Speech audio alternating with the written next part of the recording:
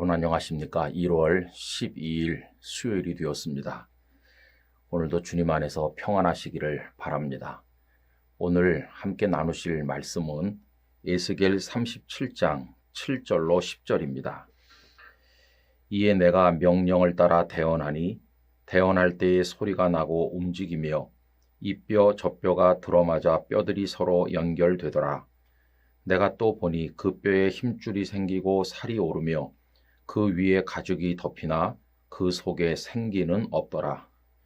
또 내게 이르시되 인자야 너는 생기를 향하여 대언하라.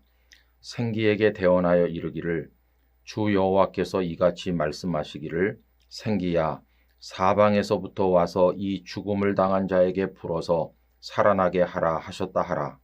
이에 내가 그 명령대로 대언하였더니 생기가 그들에게 들어가매 그들이 곧 살아나서 일어나 서는데 극히 큰 군대더라.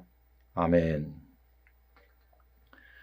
오늘 함께 나눌 이야기는 비전을 선포하라 하는 것입니다.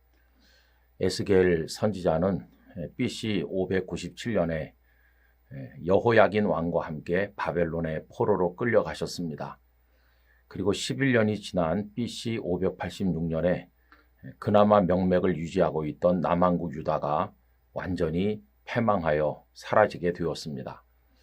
그러자 포로로 끌려간 백성들은 극도로 절망하게 됩니다. 왜냐하면 그나마 유다라는 남왕국이 명맥을 유지해야 그리고 그 나라가 회복이 되어야 언젠가는 고향에 돌아갈 희망을 가질 게 아닙니까? 그런데 유다가 완전히 멸망해서 없어졌다고 하니 이제 그 희망의 싹마저 잘리다 보니까 이들이 절망하게 된 겁니다.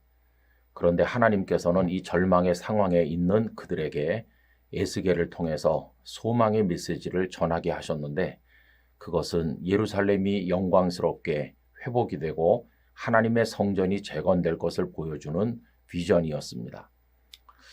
여러분, 그래서 에스겔은 그 하나님의 말씀을 받아서 여러 비전들을 선포하는 사명을 감당하게 되셨는데요. 이 37장에는 특별히 마른 뼈의 환상이라고 보통 부르는 내용이 나와 있죠. 백골이 가득한 골짜기를 보여주시면서 하나님께서 에스겔에게 질문을 하셨어요. 이 뼈들이 살겠느냐?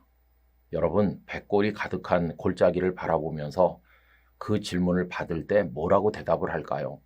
우리 같으면 불가능합니다. 백골이 어떻게 살아나겠습니까? 이렇게 대답할 것 같잖아요. 그런데 에스겔은 주님께서 아십니다 라고 대답을 했습니다.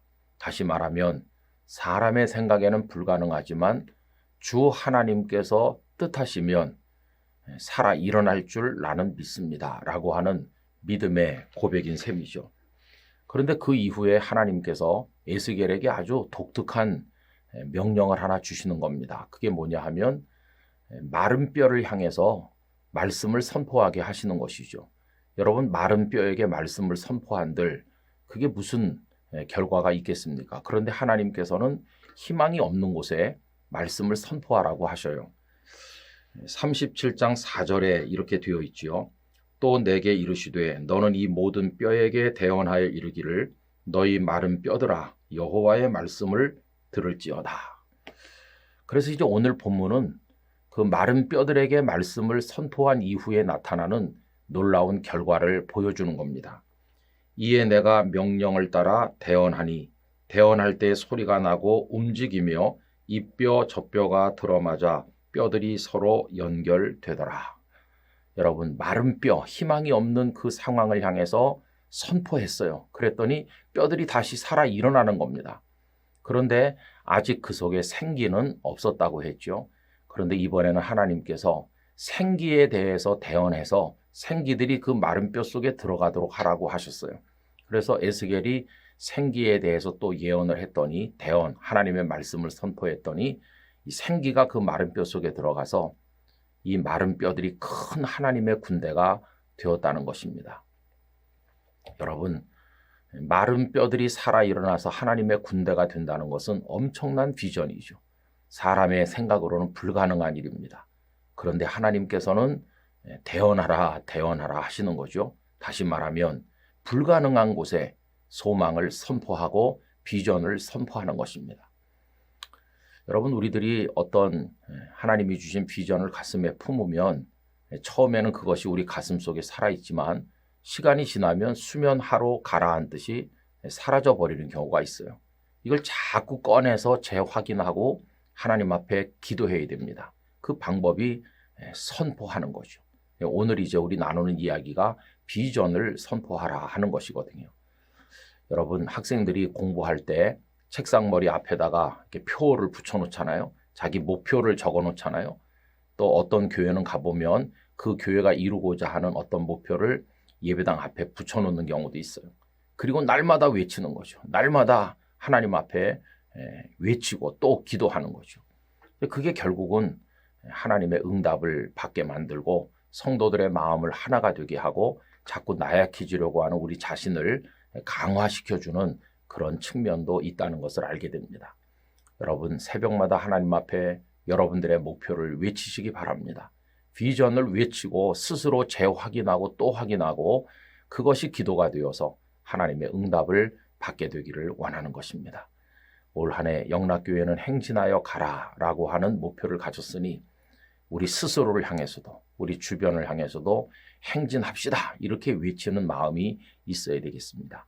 오늘 하루도 하나님 안에서 평강한 하루, 열정적으로 살아가는 하루가 되시기를 간절히 기원합니다. 아버지 하나님, 희망이 없는 마른 뼈의 골짜기를 향해 그 뼈들을 향해 대언하게 하시고 또 생기를 향해 대언하게 하실 때 그 백골들이 살아 일어나서 큰 군대가 되었습니다. 하나님께서 우리에게 거룩한 비전을 주실 때 가슴 속에 묻어두기만 하는 것이 아니라 외치게 하시고 선포하게 하시고 그것이 기도가 되어 하나님의 응답을 받게 해 주시옵소서. 오늘 하루도 주 안에 거하는 복된 시간이 되기를 원하옵고 예수님의 거룩하신 이름으로 기도 올리옵나이다. 아멘.